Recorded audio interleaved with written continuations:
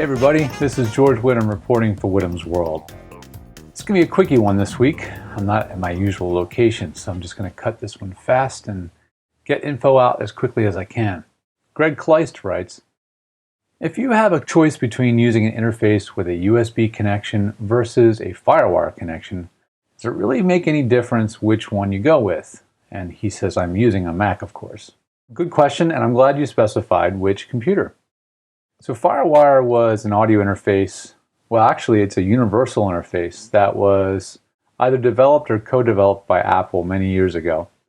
And it was considered really the best interface for doing professional work, audio capture, video capture, that sort of thing. Along the way though, things change and develop and improve. USB at the time when FireWire came out was really slow. Fast enough to record a single audio track though. So we've had audio interfaces that work over USB for quite a long time. In fact, one that I still like to this day that's been around for years is the Lexicon Alpha. It's still, I believe, a USB 1.2 interface, which means it can only handle so much data rate. But for what it is and for what it can do, it's more than enough. Then along came USB 2.0. That upped the speed capabilities dramatically from, I think, 12 megabits a second to 480 megabits or something. I'll clarify that down below here with the right information. But that increased speed capabilities dramatically. So once audio interfaces went to USB 2.0, you then could start recording in more than one track, more than two tracks. In fact, 24 tracks of audio could be recorded over USB 2.0. USB 2.0, 480 megabits per second. FireWire 400 is 400 megabits per second. Then along comes FireWire 800, which is 800 megabits a second. And the race continues. But then Apple throws, a curveball to the whole industry a couple years ago when they came out with Thunderbolt. Thunderbolt blows the doors off of FireWire or USB 2. It is a standard that continues to improve. I think they're coming up with Thunderbolt 3.0 now, 1, 2, and 3. Each time it adds more and more speed. I think they can now transfer 20 gigabytes per second of data over Thunderbolt 2.0. That blows the doors off USB 2.0. But then along comes USB 3.0. I can't even remember what USB 3.0 is capable of, but it's in the gigabyte range and it's close to performance of Thunderbolt 2, I believe. More data down below. What am I trying to get at?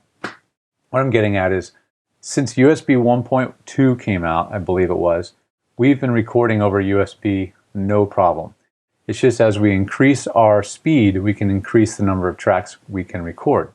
FireWire did have the advantage of being a faster bus and had less overhead, which means that it was easier for the computer's CPU to communicate with FireWire.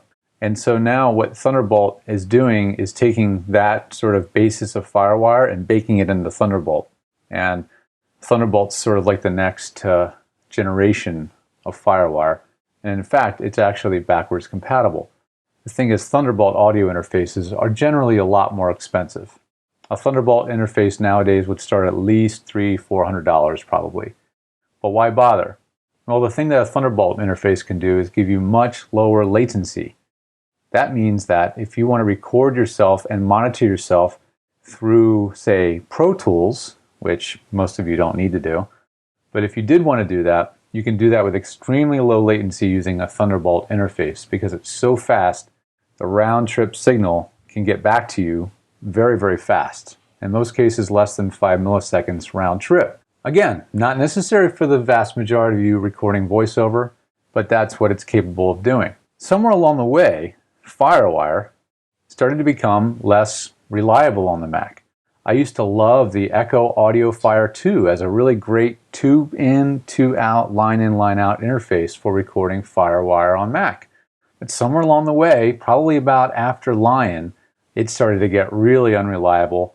People were having clicks and pops, all sorts of things. So on the Mac side of things, that's when I started telling people, you know what, stick with USB. It's really the way to go. For you on Windows, you can build a PC with an internal sound card, which bypasses all that and introduces a lot of other problems like IRQ conflicts and having a computer that has slots available, finding a sound card that works internally, all sorts of issues arise. So, what's the short answer to all of this? It doesn't matter. Whatever you use is going to record audio that's the same quality. 16-bit 44.1 is 16-bit 44.1 no matter what interface that you use. It will not actually matter to the end result and the quality. What matters is whatever you do use records without glitches, pops, and dropouts. Thanks for your question, Greg. And if you've got one for Whittam's World, send it in to whittamsworld@edgestudio.com and I'd be happy to answer it on a future episode. If you've got tech support needs, please go to edgestudio.com and click on our tech department link, and that will take you to the whole tech side of Edge Studio, where we have a wide range of products and services that can help you out. But you can go old school and call 212-868-3343, 868-EDGE, if you want to call our helpful front desk in New York City. Thanks again for listening. This has been George Whittam reporting for Whittam's World. See you guys next week.